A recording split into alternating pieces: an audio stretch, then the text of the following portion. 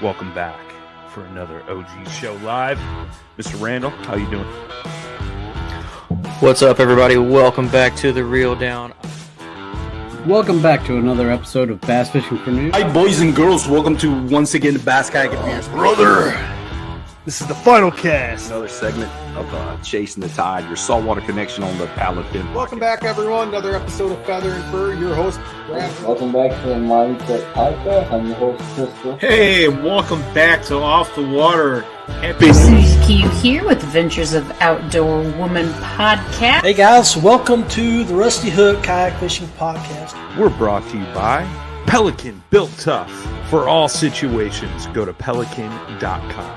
Eastport Marina on the beautiful shores of Dale Hollow Lake. For all your lodging, kayaking, go to eastport.info. Yak Gadget. For all your fine kayak fishing accessory needs, go to yakgadget.com.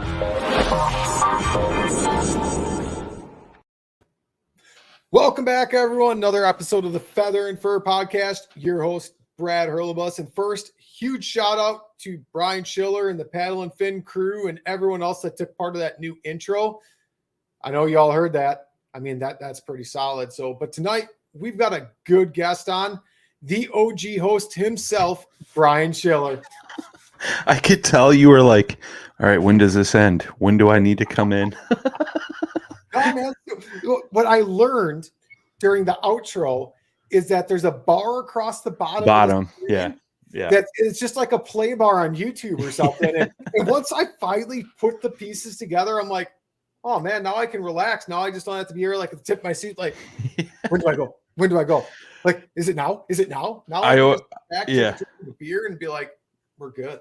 I always forget to mention that to guys like, our guys on Paddle and Fin, like, because I finally realized that there was a bar there, but I'm the one that usually makes all that stuff, so I know when it ends. But you were like, oh, we got a new intro right before we started, and I was like, yeah, it's pretty cool, man. You should like it. And then I was like, oh yeah, I should have told him where it ended. So we figured it out. It's all good, man. I know how to watch that little bar at the bottom now. Like that's the key for the outro, so you know when to end the podcast for less editing. Sure. No, for sure. I appreciate that. Less work for me. I aim to please. We got the boss man on tonight, people. The boss man.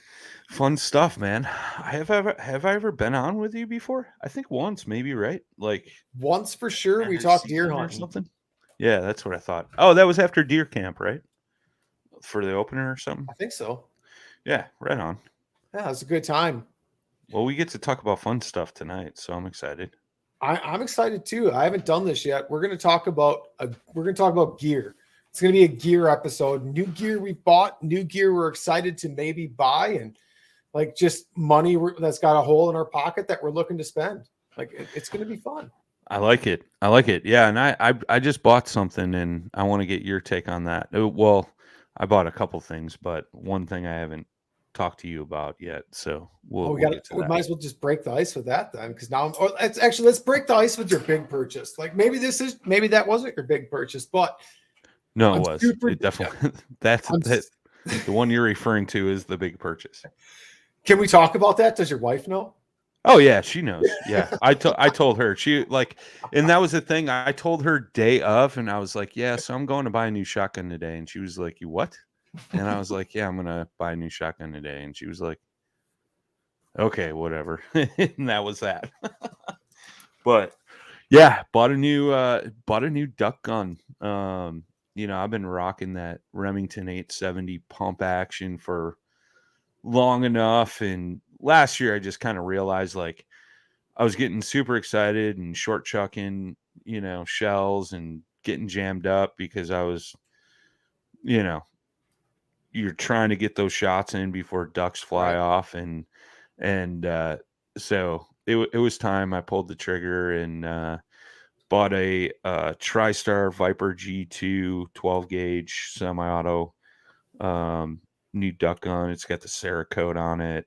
Nice, beautiful walnut buttstock, and I get to pick it up tomorrow, actually. That's going to be awesome, man. Yeah. Wonderful, Illinois. They got a 3-day hold now on firearm purchases And the way it used to be was shotguns and rifles was 1 day, and 1 day hold, 24-hour hold, and handguns was 3 days, and now everything's 3 days or 72 hours. Because the dude's like, all right, you could pick it up Thursday at 5:10 p.m., no earlier. And I was like, okay, Understood. no problem. Do we need to know the seconds here? Yeah. I was like about ready to ask him. He's like, trust me, it's dumb. And that goes to show, right? Like, I haven't bought a gun in a hot minute, like Obama was still in office, I think, when I bought my last gun. So, but yeah, man, it was something that was coming, it's like talking to Jay and the king of like, oh, I'm just gonna buy another gun, and he's got 8 million in a safe and one in each room in his house in Tennessee, and all that good stuff. But between talking to you, talking to him, and a couple other people I know, and I actually got the recommendation from you. You own a TriStar, I and do. I own a Viper G2 and 20 gauge, and it's been a phenomenal upland gun. And I'll admit, like, I got that from a friend. I bought it off of him, and he had it really set up. We re-shimmed it to me because it comes with a shim kit. When one thing he went out and did, mine's a 20 gauge, not a 12, but he bought the youth barrel. So that gun with that 24-inch barrel, I think it's a 24. I don't think it's a 20. I think it's a 24. For grouse was a phenomenal little gun because it's so light, it's so compact. And I've taken multiple birds with that, and I also use it for duck too because I've got the 28-inch barrel. So I'll go out there. It's my pothole gun for ducks is really what it is. It's a great little gun. Yeah, and I've seen that in action, hunting with you and stuff, and that was the first thing, dude. Like, I noticed because I saw they had it in stock at the local Cabela's, and I'm like, all right, I'm gonna go pretty much buy this thing. And we had a long, extensive conversation between 12 gauge and 20 gauge, and like, I was going to go the 20 route, but then they didn't even have it, even though they said they had it in stock online. Right. They had a 28, and I'm like, yeah, I don't need to go that low. And I think he said he had a 410 as well. 28's on my list, man. But when I get my 28, it'll be a side-by-side. Yeah. Oh, yeah. That'll be a perfect little upland gun, dude. Oh, it'll be so like for a woodcock gun, even a grouse gun. Like, there's no complaints with 28 and grouse, but there's just something appealing to them little shells. Like, but then again, I've got a big itch for a 16 gauge too, because I don't have a 16 yet. Sure. Yeah, I mean, they're all relevant, right? They're all going to do the same job, and that's kind of what I took away from that. Like, my big concern is, like, this is going to be my main waterfowl gun, and I'll probably use it for like some upland stuff that I may do with you. You know what I mean? Like, I usually get out at least once a year with you, walking behind the dog, which is always super fun and very unique. And, I was like, I was kind of worried, like, is a 20 going to be underpowered for geese? But at the same time, not at all. I mean, I think it really isn't. I mean, if you look at it, I mean, if we exclude shot pattern, if we exclude the pattern, an ounce of shot is an ounce of shot. So if you've got a 12 gauge 3-inch shell that has 1 ounce of number 2s in it, and you've got a 20 gauge 3-inch shell that's got 1 ounce of number 2s in it. Now, I know shells aren't, it's identical. Like, it doesn't matter. Right. Yeah. So, I mean, that was kind of like one of the thoughts I kept going back and forth on. Like, I definitely prefer to shoot ducks over geese, but if a goose flies in front of me, like, yeah, it's taking a dive for sure.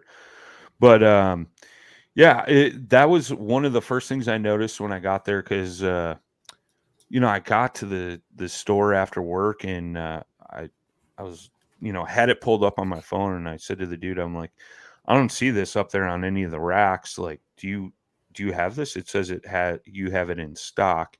And the one they said they had in stock was in a mossy oak pattern, which they didn't have the mossy oak pattern in stock, but they had the one with the beautiful walnut butt end or buttstock, and this, the mossy oak one was Cerakoted. The barrel was Cerakoted too.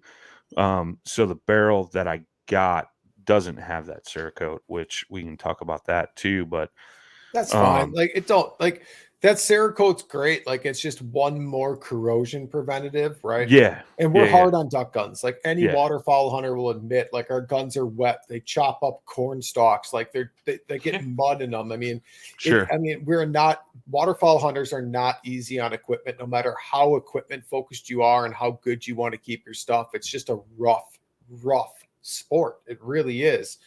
But I mean, even if you don't have a barrel that's coated, like if it's just a blued barrel, as long as you run a little oil over it after, if it got wet, dry it off. Like that's the first thing I do. Like I take it apart, I dry it, I let it sit to dry, and then I run some oil over it. And my Beretta's been to legitimately hell and back with me.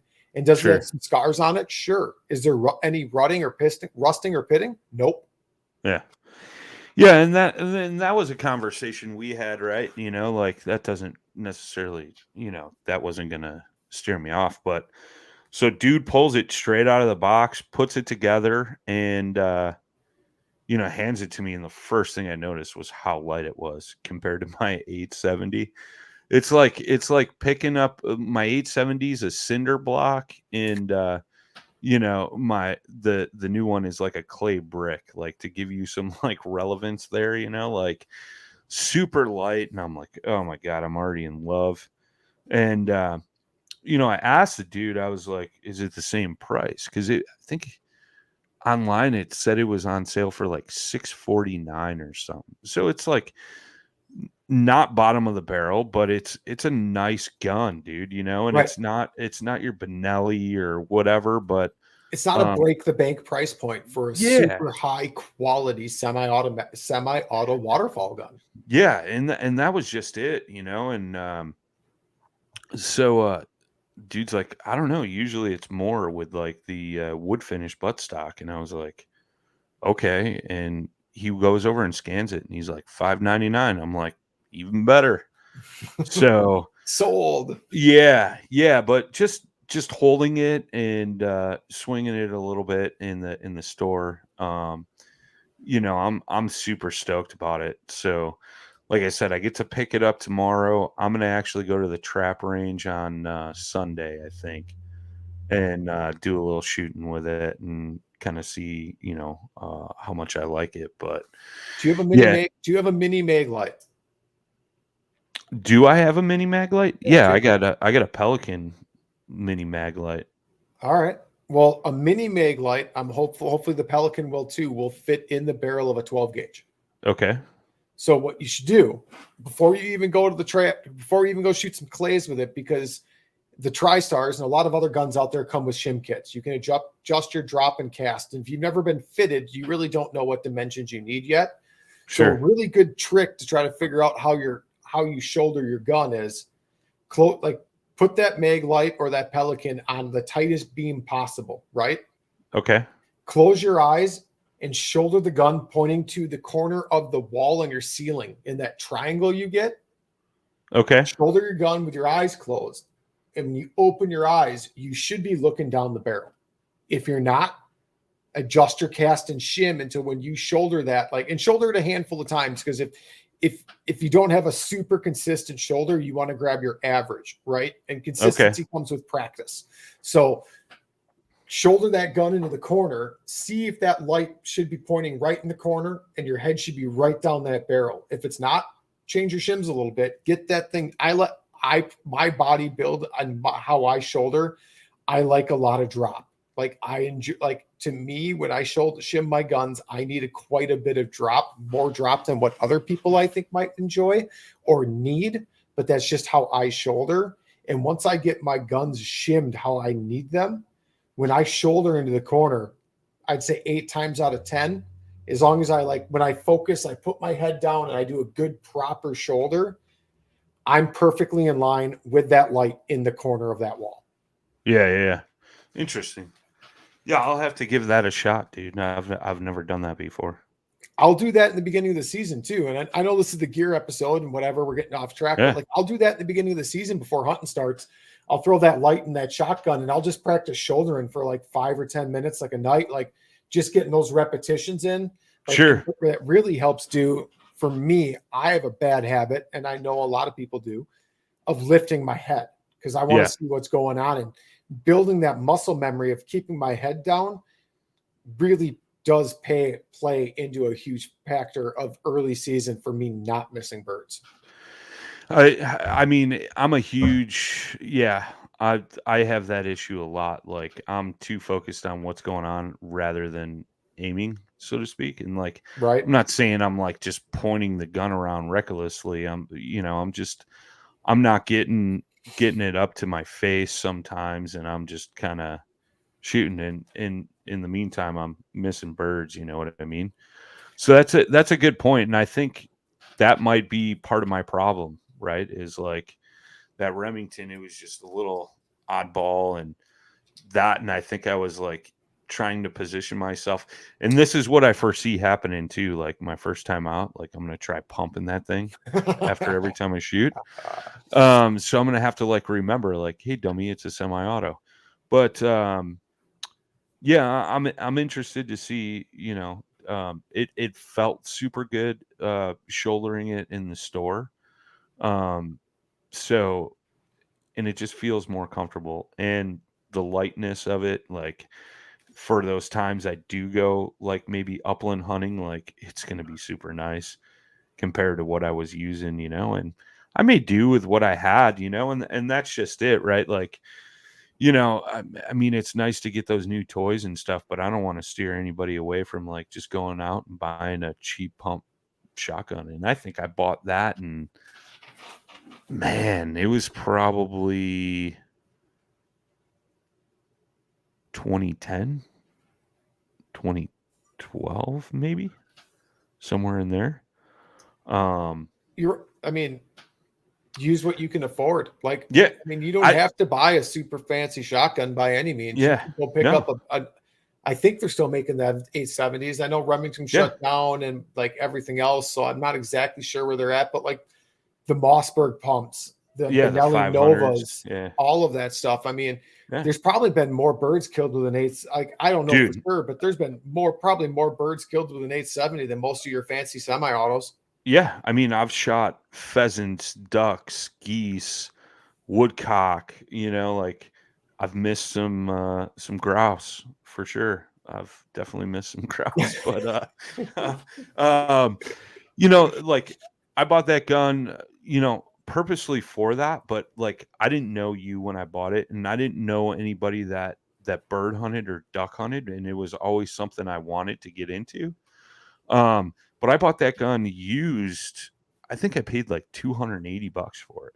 Sure. You know what I mean? And it was a great gun. It's still a great gun. And now I have it if somebody I know wants to go and doesn't have a shotgun, that's a cool thing. Like I was talking to my old man on the phone. I'm like, I'm probably going to go to the trap range Sunday. I'm like, I got an extra shotgun now if you want to go. And the old man used to shoot trap way before I was even a thought. Sure. He's like, I haven't done that in years. That'd be a blast. So I might get to go shoot trap with the old man this weekend. Nice. And I'm pretty stoked about that. That should be a good time.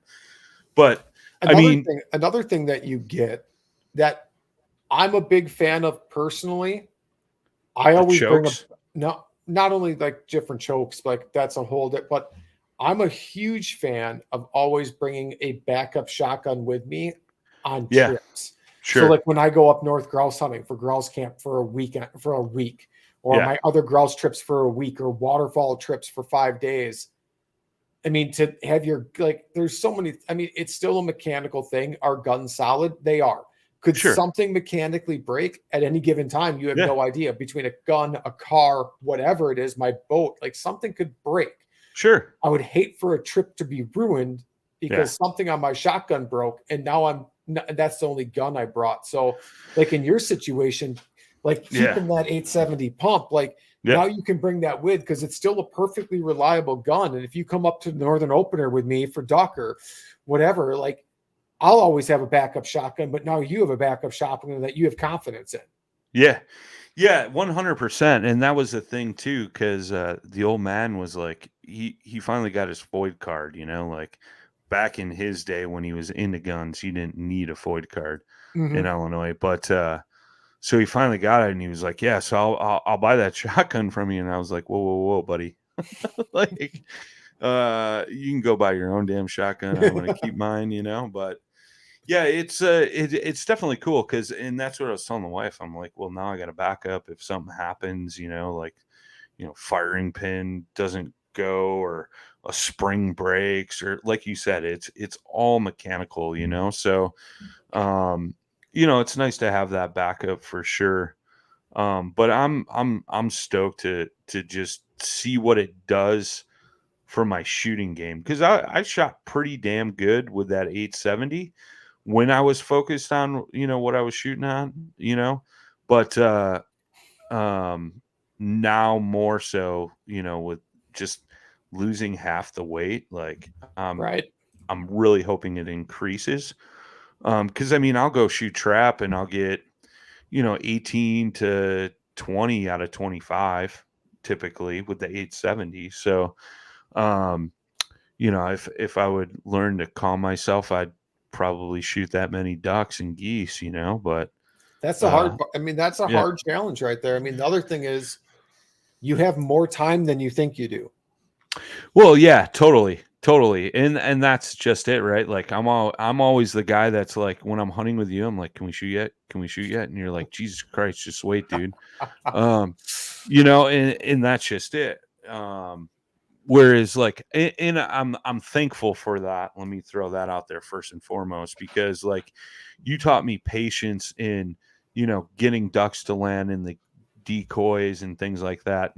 Not just like pass shooting, a bunch of birds, it makes that hunt way more unique, and I appreciate it way more, So,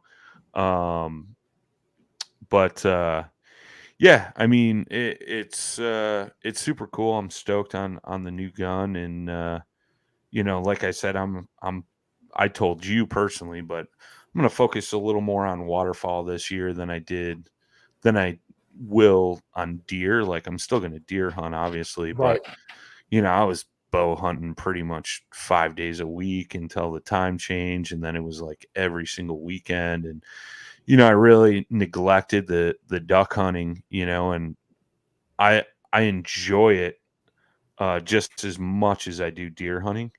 But like we've talked about, you put in the work, and where the birds are landing, it could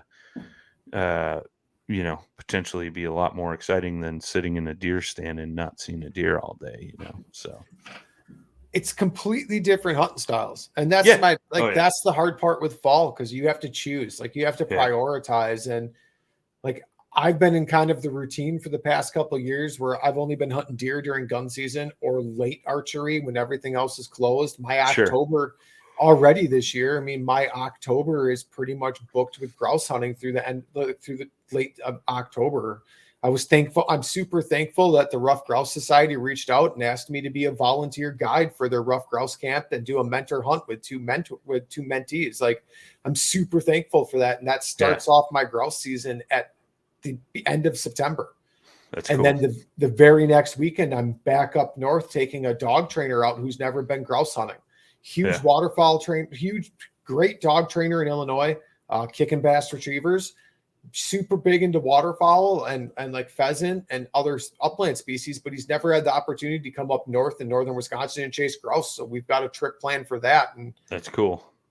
Then 2 weeks later, it's grouse camp, 6 days in the UP chasing grouse.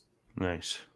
So it's like you have to, it's so hard to fit everything in because really we have October and November. If you really think about it, that's all you have for duck season. You get 60 days.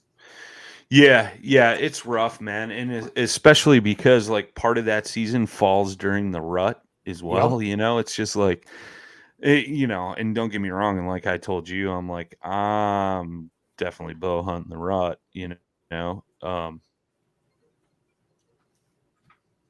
for sure. I mean, you got to bow hunt the rut. Yeah, without a doubt, and sorry, my phone started ringing and my screen went blank and I thought my internet dropped, so I was like Nope. freaking out. Nope. I saw the look in your face. That's why I started to talk. So you knew you were still on the show. Well, I don't normally have my screen blown up because I'm usually running comments and stuff because I do all my stuff live. You know how that goes. Right. But anyways, yeah, man. It's tough and it kind of sucks at the same time. But what Northern openers like third to last week of September, Southern openers last week of September. Yeah, you're close. Southern openers last week of September, Northern openers last week of September, Southern openers first week of October normally. Is it? I thought it was the other way around. Either way, like I'm trying to figure out a way to go up for the Northern opener where we went last year. Sure. Because I just had a lot of fun with that, and it was a beautiful little spot, So I'm trying to. We can definitely try to make something happen there for sure. Like, yeah, I've got thoughts there. We'll talk. We'll talk. Yeah, we'll definitely figure that out. But like I'm just I want to focus more on it this year. I want to get better at it. It's fun. The one thing I enjoy so much about waterfall hunting is you get to share the blind with someone else. And while you can share a tree stand with someone, and I've done it before, it's all whispers and quiet and serious at all times. Whereas duck hunting, I'm shooting a shotgun next to you to wake you up. Yeah, there may or may not be footage of that out there on the internet. Yeah. Well, and that's just it, right? Like, that camaraderie aspect of waterfowl hunting, like you can sit and talk. You don't have to whisper or, worry about your scent or, things like that, and cooking breakfast in the blind. Yeah. I mean, I play into all that stuff when it comes to deer hunting. Don't get me wrong, but there's just an aspect of waterfowl hunting, man, that I just really enjoy. So I'm super stoked for that. And so leading into that other purchase, decoys. Yeah. So Ooh. I bought a dozen Northern Flight decoys, which is like the Cabela's brand, Sure. right? And like I wanted to get your take on this because my mindset on it, I think they got a dozen mallards right now, 6 hens, 6 drakes, $59. That's cheap. Even if the paint only lasts for a handful of years at that price, you can just replace them.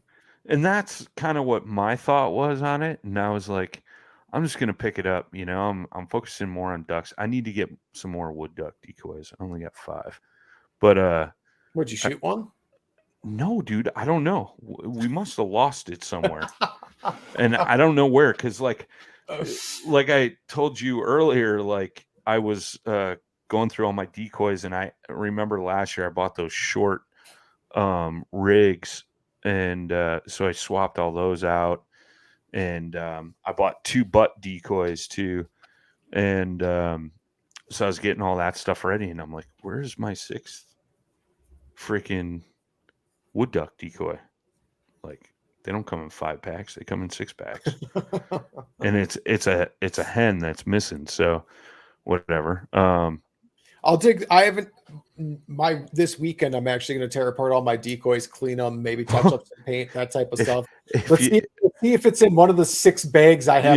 Yeah. And that's one thing I thought about too. Maybe it got tossed in one of your bags, but especially being a hen, it's not the end of the world, right? Because like my little wood duck spot is just a narrow little creek, but so I bought a dozen of those, man, and like, you see the super high end decoys, and I'm glad you agree or stated what I was thinking was like, for $60, man, if these things last like even 2 seasons, right? Like who cares, Right.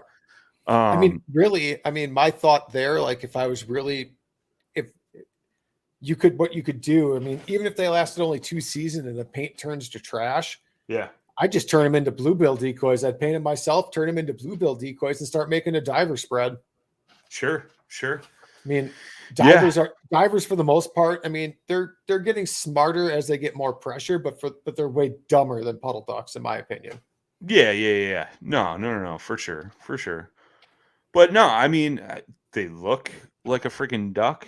I mean, it's gonna sit in the water like a duck. Like, who cares? Like, So I picked those up, and I've always been curious on because I mean, we've talked about it briefly in the past, but like, decoys themselves, like, I know guys will go out and spend, $200 or whatever it is on a dozen decoys, and it's like, for what? Like, you're gonna throw them out there, they're gonna get banged up on your, weights, and you're gonna throw them in a big bag. Maybe you got one of those fancy little divider bags, but like,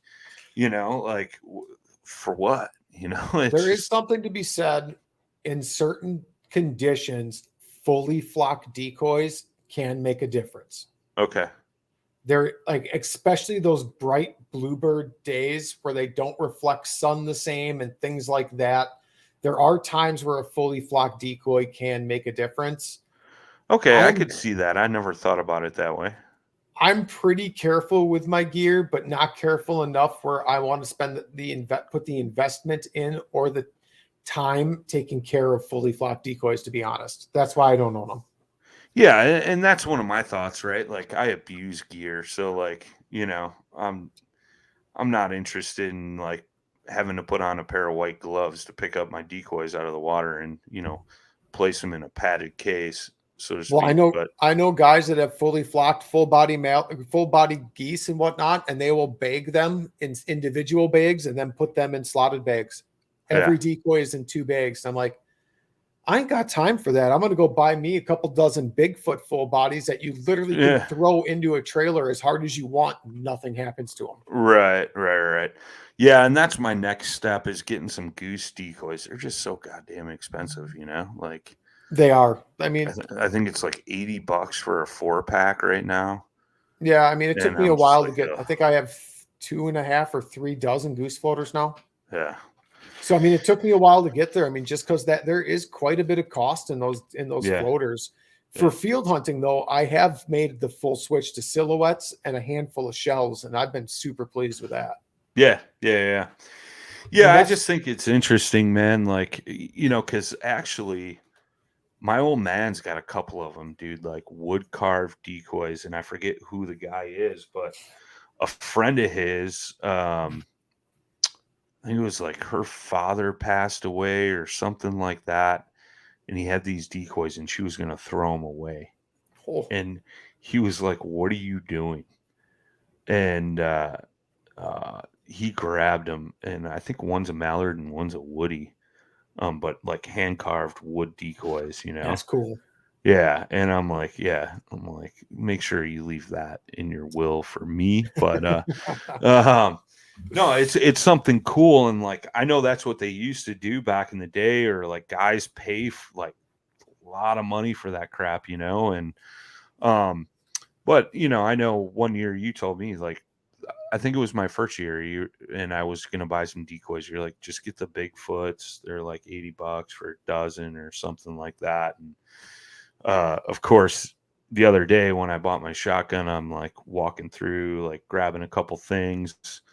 And I saw they had those for $60, and I was like, can't go wrong for that. You Just can't. give me a dozen, So yeah, that was the other purchase. It wasn't anything huge. It was just trying to get your take on decoys. I mean, would a higher quality decoy maybe have a slightly better hunt over? Possibly. Sure. It'd be really hard to justify it in the cost game. Like, some people can justify it. I personally can't. Also, it's really hard to quantify. Like, did those fully flocked decoys make the difference, or did you do a better job scouting? Yeah. Right. You know what I mean? Like, right. There's so many things that play into it. And I think the size of your decoy spreads, the type of decoys you're using, play more into it than the manufacturer of the decoy. I mean, if you got a bunch of guys around you hunting over like 5 dozen decoys, right, you pick a smaller backwater spot and put out half a dozen, it's a different look and you'll probably have better success. Now, if you're hunting around a bunch of guys with a bunch of small spreads, maybe you throw out a stupid large spread then to have that different look. And I feel like I get better results doing things like that than I do buying higher quality decoys. Sure. No, I agree with that. I think it's one of those things like same thing with the discussion between the 12 gauge and the 20 gauge. Like, is 20 gauge underpowered? Right. Not if you're shooting the same amount of shot. Right. Exactly. So I think it's the same thing. I was just curious, like, kind of what your take was on it. And I knew you'd be like, perfect, $60. Oh, yeah. It can't Do go it. wrong, especially when. Yeah, especially I think like in the other thought is like I'm trying to build an arsenal of some decoys. You know what I mean? So I got some stock of this and that, and now like I would say like if you're gonna build a small decoy spread, like if you want like those smaller potholes where you're gonna hunt like half a dozen or a dozen birds, I would get half a dozen or a dozen high quality decoys. Yeah, but like see, for I your could see large, that. like your large spreads, like, and you're still trying to build those decoy numbers for a large spread. Sure, those $60 decoys will work just fine. Yeah, and like I said earlier, I think I got 2.5, 3 dozen maybe. I don't remember off the top of my head, and I added those 2 butt floaters, and sure, I've been, I got a Mojo, so like slowly picking up things here and there to add to the spread, so to speak. But no, it's cool, man. I dig it, and yeah, I mean, who doesn't love extra hunting gear? Right. I've got a couple of good purchases this year. I picked up a bulk pack of Bosch shells. I bit the bullet to try the copper plated steel, and I'm really excited to give those a try. I picked them up for my 20 gauge in the 3.5 blend. Nice. I really think it's going to be a solid choice in the 20. I really do. What did a case of those run? There's 200 in a case, and I think they're like 270 or $80. Yeah, that ain't bad. That ain't bad at all, man. Because I think the other day too, when I was there, I picked up 5 boxes, which is 100 shells. Or no, it's 125 shells, right? 25 in a box. 25 inch, yep. So they were 23 a piece. Sure. Yeah, like 23 and change or something. And it's those Winchesters I like to shoot. The what do they call them? You rocking the Super X white boxes? The what? The Super X? Is it the Super X? I don't know what you're shooting. Yeah, the Super Express or something, right? Yeah. Those are the ones. Yeah. So I'm real excited to try them boss out. I mean, I was shooting copper. I was shooting plated steel last year with the Browning Wicked Wing XDs. Yeah. And in my 12 gauge, those and 2s were phenomenal. I've been trying to hunt down a case, haven't been able to find one. I might grab a bulk pack of 12 gauge as well for mine. But I've really been a fan of that plated steel lately. Like last year, I really feel like it made a really big difference. And part of that could be maybe I took the shot cam off my gun. Maybe I was swinging better, but like those longer shots I did take, longer being 35 to 40 yards, because I don't really do much pass shooting. So like it'd be like after you take your initial shot at a flock of working birds, those second and third shots. Those second and third shots, I had far less cripples, and I just hammered birds and put them on the water. Yeah, which is huge, man. And that's the thing too with those Winchesters that I'm shooting is they pack a little extra punch, so they shoot a little faster too, which is getting you a little bit more distance. But yeah, I'm curious to see how those are going to match up with the new gun. Yeah, spend a little time at the pattern board, see what it likes, see what chokes it likes. I mean, you might find that new gun hates those shells. I've had that happen before. Sure. I mean, it'll be interesting to see. That's part, like, a lot of people, like everybody in deer hunting, they all go like they scope and they make sure their sights are accurate and everything else. I feel like that's a step that's really missed in waterfowl is people don't take the time to go out there and pattern their shotgun just to see what it looks like on a 30-inch circle at 30 yards. Yeah. I got to find a spot where I can go and do that. I got a spot. I got land. We can go do that on. Not a problem. Nice. Yeah, because the trap range, I don't think you can do that there. Just because of where it's located. Sure. But no, that's cool stuff, man. Shells. I love it. What's with these dude, who was it? Was it Kent or something? They were like $60 a box. Bismuth. Yeah. I'm like, it's a super high density, non-toxic shot. Yeah. I personally can't afford it. Like I could afford it. I'm not saying I can't, but I miss so many birds. I'm not willing to spend that much per shell. Right. But they hit really, really hard. People say they shoot better than lead ever did. And you can downsize your shot quite a bit, creating much more effective patterns. So I know guys shooting 5s on like late season geese, and they're shooting 7s on ducks. So you're getting like super high pellet count with a lot of density, and they're lethal. Isn't that couldn't that be illegal though, right? Because like don't they have a shot size for ducks and geese? There's no minimum size. There's a maximum size. I don't believe, if I remember correctly, you can't shoot larger than T. If I remember correctly, it's T shot. You can't go larger than. Okay. But as far as I know, there's no minimum. Like if you had if you shot number 9s in tungsten at like 20 yards, it'd probably be ridiculous. Yeah. I mean, you're just throwing so many pellets out there with such a high density that, like they're. Yeah, for some reason, maybe I was reading that backwards. Like I thought, you couldn't go below like a 3 or something, 4. I don't know. Anyways, but that makes sense. Not in Wisconsin. I haven't read every state laws out there. Some states might be more restrictive than others. Sure. I'll throw that out there right now. Don't take me for Bible or gospel. But Brad told me on the Paddle and Fin podcast, Mr. DNR officer. Here, let me pull it up for you. Yeah. Listen to what this guy says. That's what I did. I'm going to edit out this part. I'm going to edit out the disclaimer. Yeah, right. But the other thing, that's cool. What else did you get? The other thing I just picked up tonight was 2 marsh seats, folding marsh seats. So I'm pretty excited about those. Oh, those are the ones you were telling me about, that kind of like stake into the ground, right? Yep. It's basically a stake with some wings that fold out, preventing it from sinking too far in the mud. And the post is height adjustable. So no more like trying to find halfway level ground to set your bucket on or set like a folding chair on or something like this here. You can just stick in the muck and it'll hold up, and like you can get it level, and no more trying to fight a bucket and falling over backwards. Yeah, that's huge, dude. Huge. That you can adjust the height. So, I mean, you can make it like a leaning post almost too if you put it up higher. That's cool too. And you got those from those are Cabela's. Nope, those are Cabela's. Yeah. Yep, Northern Flight. They're on sale right now. So, yeah, I think they're going to make a nice addition to when I'm not hunting in a boat or out of the kayak when I'm shore hunting. Yeah.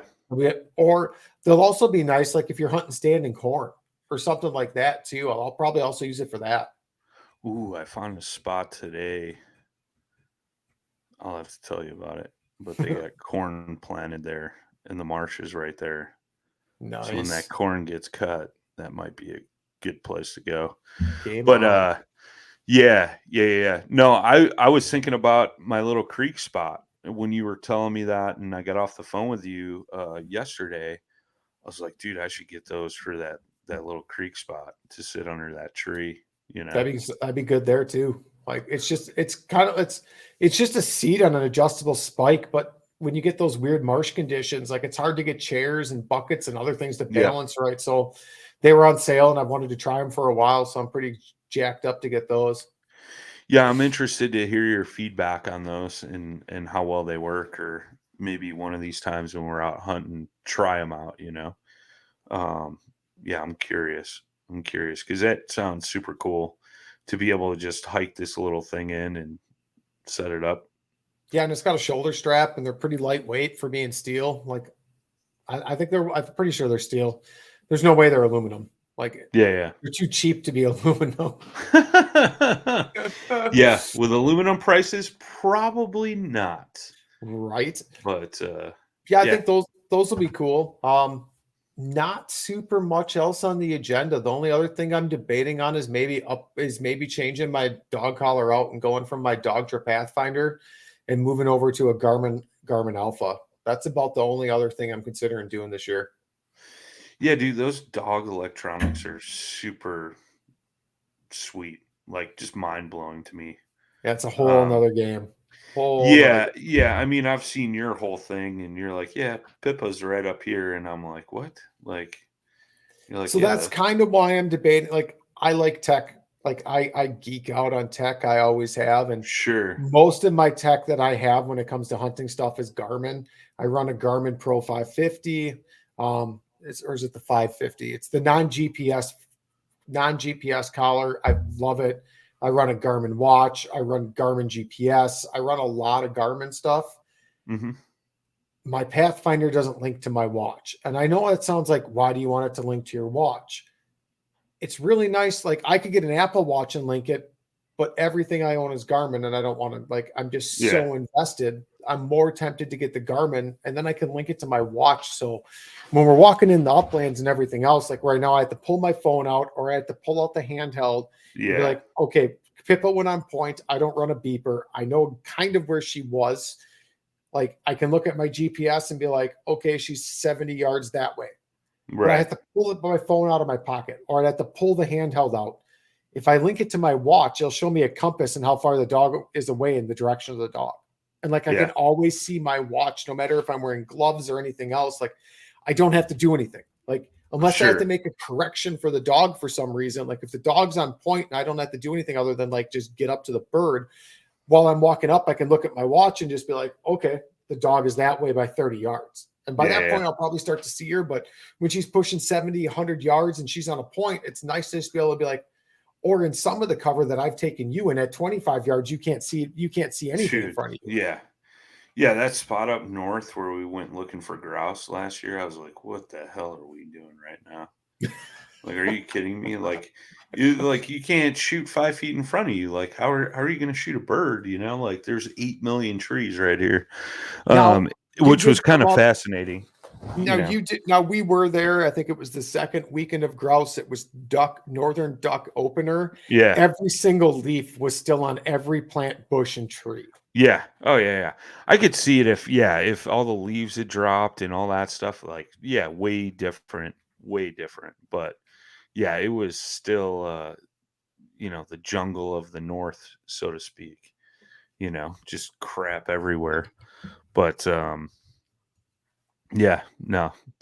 It's interesting to me, these electronics that keep track of the dogs and stuff like that, and that's like, I've kind of thought about trying to get my dog to do it, but I'm like, he's gonna freak out. He doesn't like loud noises, and I've thought about like maybe trying to get with you and go out and do some 22 shots and see how he reacts and stuff like that. But I don't know. I don't think he's gonna go. But and it's a shame, dude, because he listens so good, and well, if he's never been around a gun and he's got a strong retrieve drive, but I mean, we can see his reaction, we can gauge it, we can do a true gun intro. Like, my thought would be this, because we don't really know. Let's get some dead ducks. We can either buy them or shoot them after the season starts. He'll find them. We'll bring a whole duck back and we'll throw a bunch of retrieves for him, and we'll get him super jacked up. And then I'll be like 50 yards away with my 22 starter pistol. You throw it and we'll shoot the starter pistol and see how he reacts. If he has a negative reaction, odds are you're probably never going to break it at this point. If he doesn't notice it and he's like, I want feathers in my mouth, I don't care about anything else. Just because he's scared. I've known dogs that are super scared of thunder that a shotgun has never bothered them. Yeah, which is wild to me, But yeah, it's funny because I think the one time I went pheasant hunting with Jay and we brought the birds back here to clean, and after I breasted them out, I hid the carcasses in the yard, and he went and found them like now, like Sure. let's go. And he likes the feathers in his mouth for sure. That is for sure. But Well, that's what I Yeah. would say. Let's before we breast out some birds, we'll use one for training, and yeah, or we can go buy a pheasant or go buy a quail or whatever from a game farm if you want to start before the season.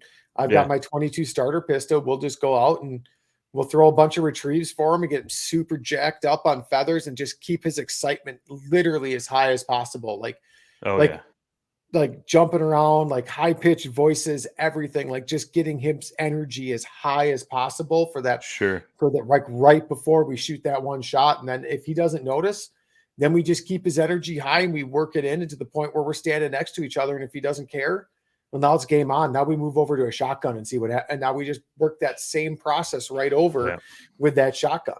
And we just do it slow. We do it and we just keep that excitement high and just keep building on that retrieve drive and those feathers in his mouth. now I gotta buy some dog collar electronics. Thanks, Brad. Let's get your dog. Let's make sure your dog's not gun shy first, and then we can work on collar conditioning, because that's a whole another subject. We could talk about this later. But yeah, I mean, the only other thing I've really bought was a couple calls, just cheap acrylic calls, but I'm no call master. Acrylic's not cheap, man. They're probably if they're cheap, they're probably polycarbonate. Fine, polycarbonate. Acrylic's the high end stuff, man. Like yeah, this wasn't expensive. It was cheap. But I mean, I know what call that is right there. We'll call it out. That's fine. It's a Buck Gardner. It's probably the double nasty or whatever they call that one. Such a great call to learn on. Legitimately. They call it the Mallard Hammer. Mallard Hammer. All right. The double nasty might be someone else's call. I know plenty of people that blow Buck Gardner to start. Yeah. And that they never move away from it because they absolutely love it. Like, I know a competition goose caller that's running custom guts in a Buck Gardner barrel, and like the sound it makes is phenomenal. Yeah. I could tell the difference between this and one of the other ones I got, and I like it so far. I just got to keep practicing calling.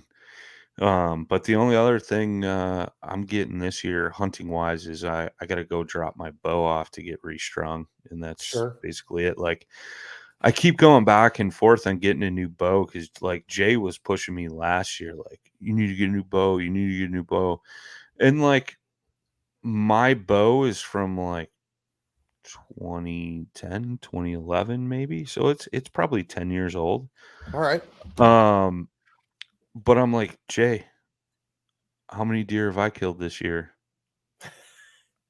You have a brand new bow. How many deer have you killed this year?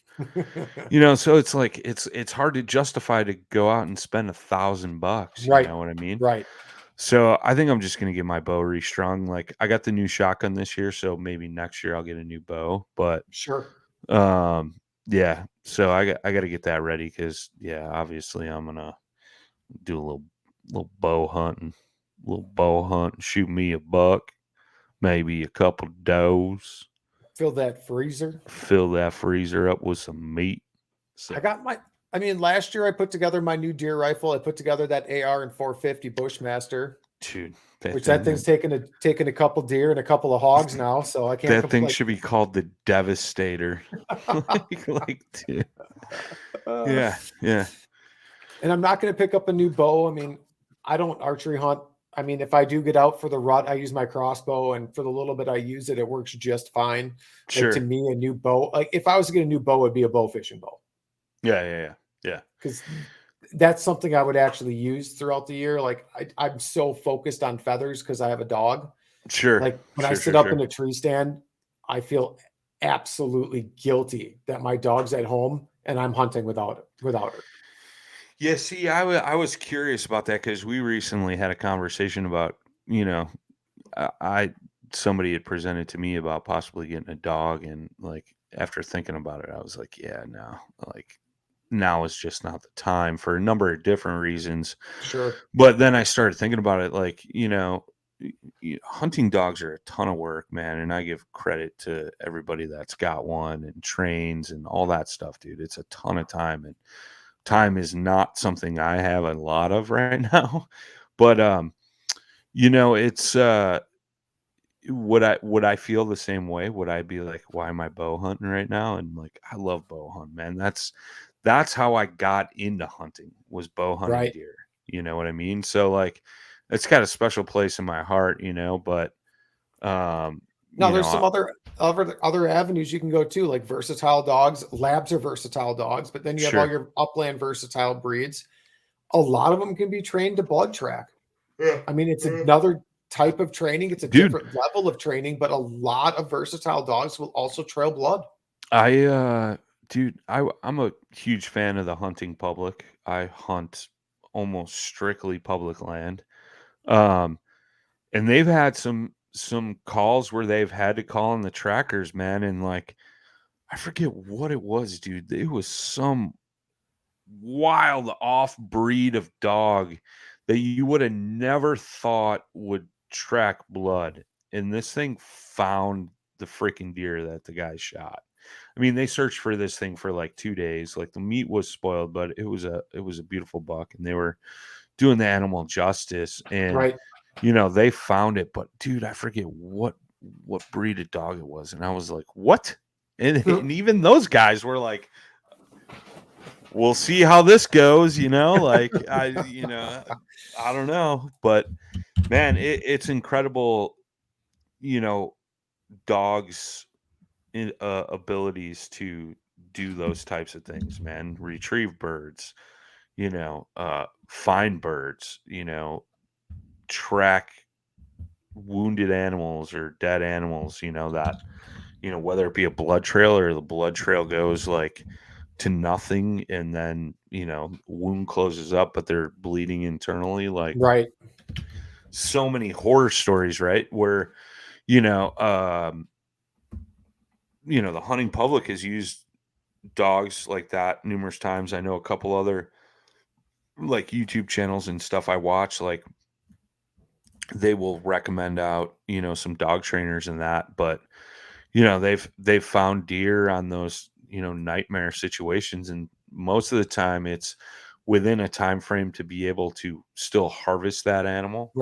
I think that one instance where the hunting public guys, like, I want to say they tracked that deer for like 2 days, and the dog guy couldn't get out there right away, and they still needed him, so he came and tracked that deer. But what a unique tool to be able to use an animal like that to find another one on a so-so shot, Right. I mean, it's really cool. I mean, the amount of time they do in the training, like, and what those dogs are capable to do is pretty amazing.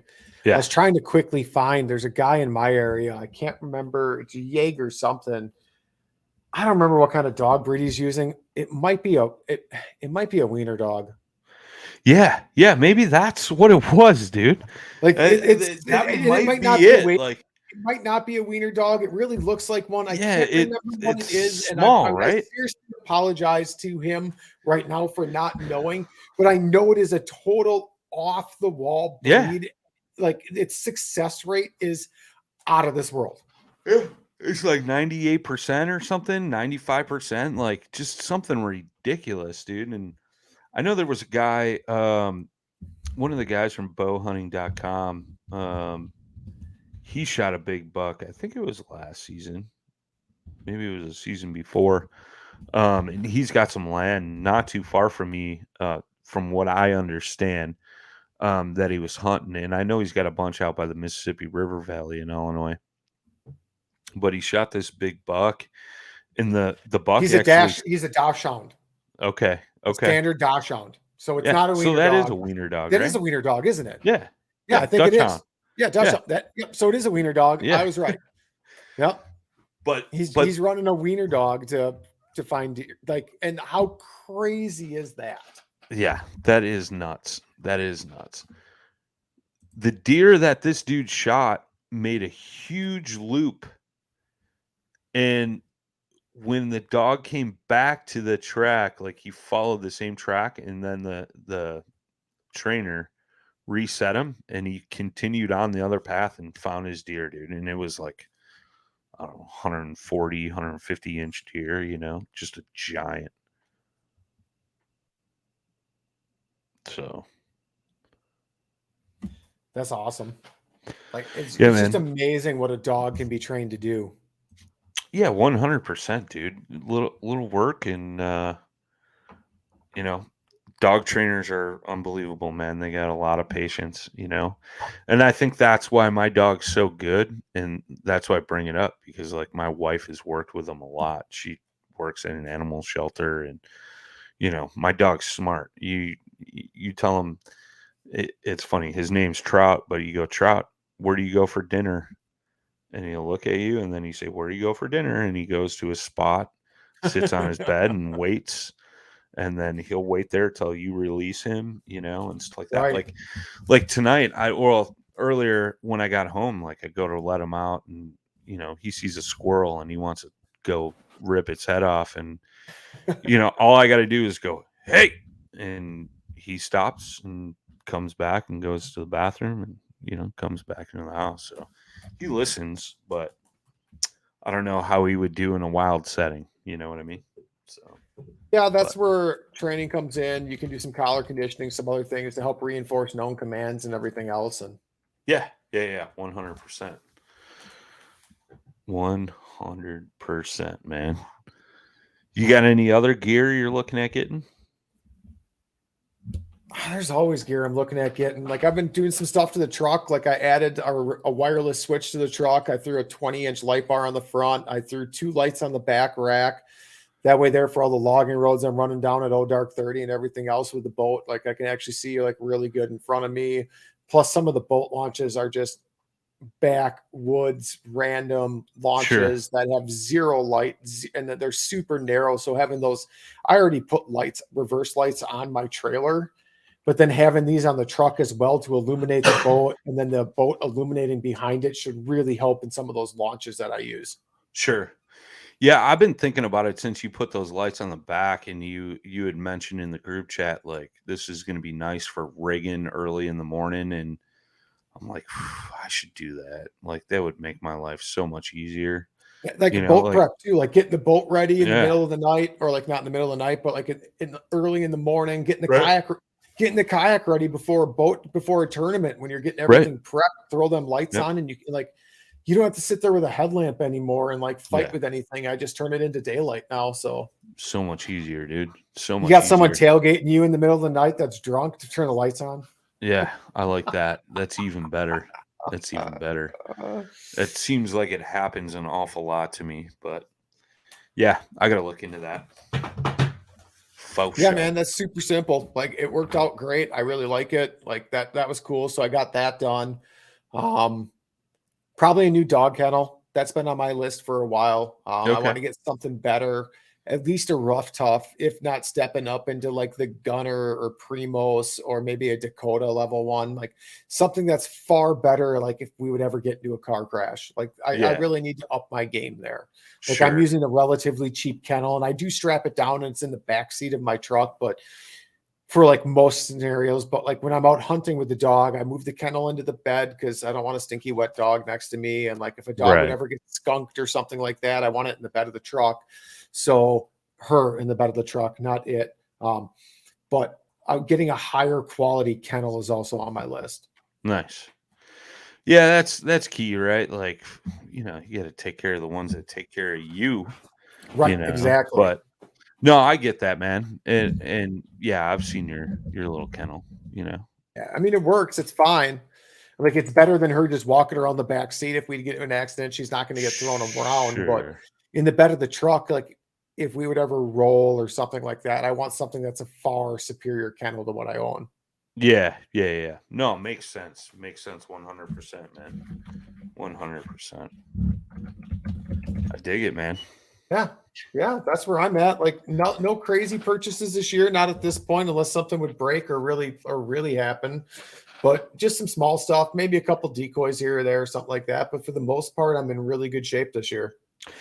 Yeah, I'm feeling pretty confident myself. Like obviously I made the one big purchase, but yeah, I might pick up a few small items here and there myself as well. And I think if I just keep plugging along and maybe next year I'll pull the trigger on a new bow. But yeah, I'm excited, man. Like you and I talked on the phone, it's like middle end of August is that time where I start getting amped up for getting ready for hunting, and fishing kind of winds down for me. And Right. I'll still fish here and there, don't get me wrong, but once October hits, it's balls to the wall all the way till January 15th or whenever the last day of season is in Illinois and or Wisconsin. So, and then I kind of switch gears in ice fishing and all that crap. So, but yeah, man, I'm stoked.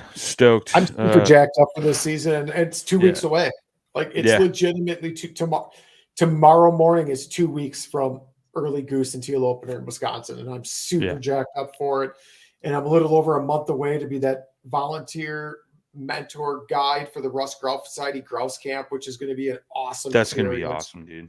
Heck yeah. So I'm super jacked up for that as well.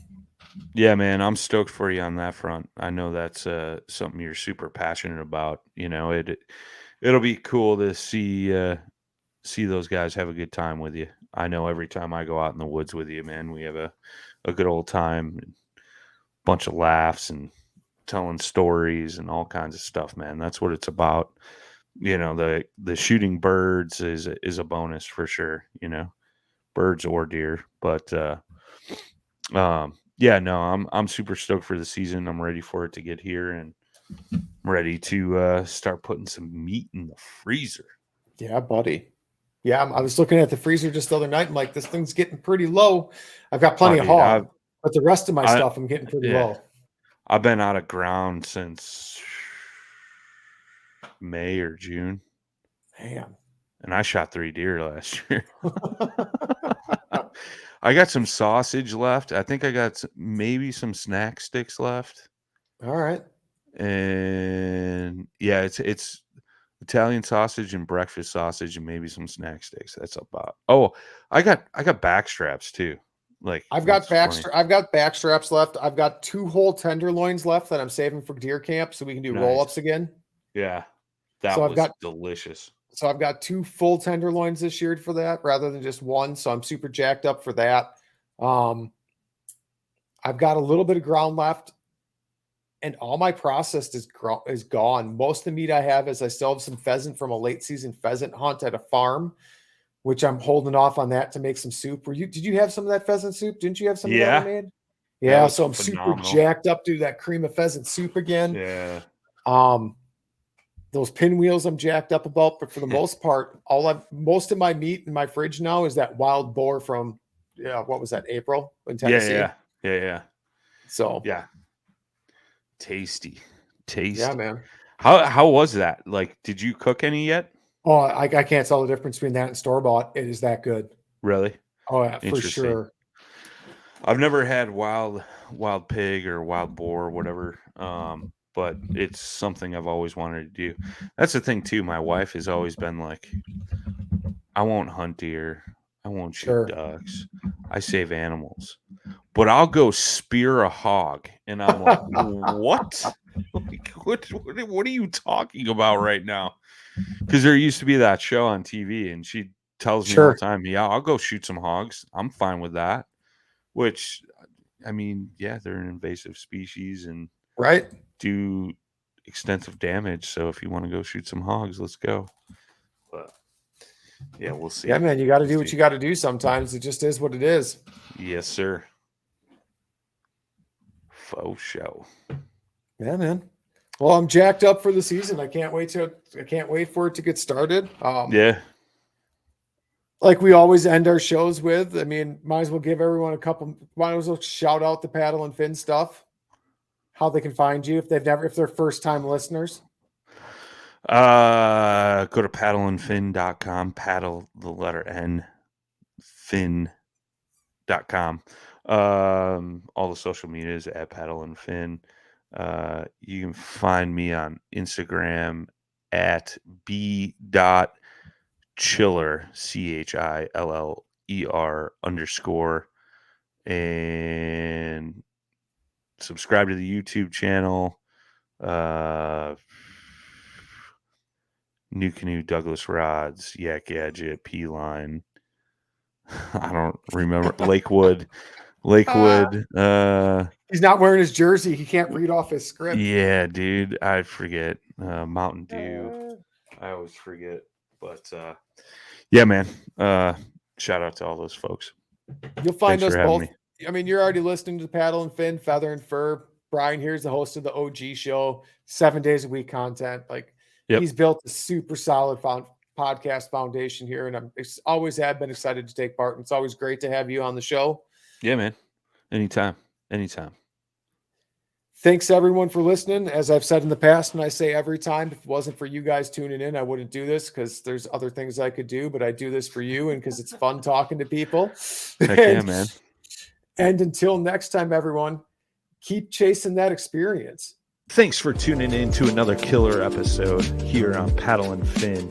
Be sure to drop a 5-star rating, a thumbs up, or smash that subscribe button on any platform you're listening in on. Be sure to check us out on Waypoint TV, waypointtv.com. Make sure you sign up for the Fantasy Kayak Fishing League at paddleandfin.com/fantasy. You could support this show through Patreon, patreon.com/paddleandfin. Don't forget to check out the website, paddleandfin.com. Catch us on YouTube. If you got a question, comment, or want to see a future guest on the show, be sure to email us at paddleandfin@gmail.com. Shout out to our show supporters, Yak Gadget. You can check out all the fine kayak accessories at yakgadget.com. Pelican Professional. For all your cases, coolers, and lighting needs, go to pelican.com. Rocktown Adventures, your Midwest premier paddle sports destination. Go to rocktownadventures.com. Eastport Marina, the beautiful destination on Dale Hollow Lake. If you're looking for lodging, kayaks, kayak accessories, or anything fishing related on the beautiful Dale Hollow Lake, go to eastport.info. And Jigmasters Jigs. When in doubt, get the jig out. Go to jigmasters.com and fill your tackle boxes today.